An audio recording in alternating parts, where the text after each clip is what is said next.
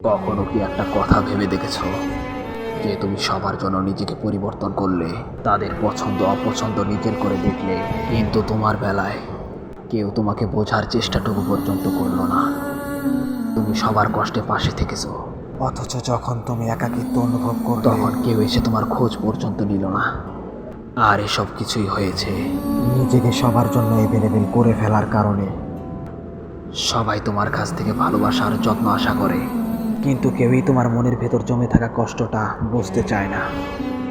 কিন্তু এর চেয়েও আরো ভয়ঙ্কর একটি সত্য রয়েছে। সেটা কি জানেন?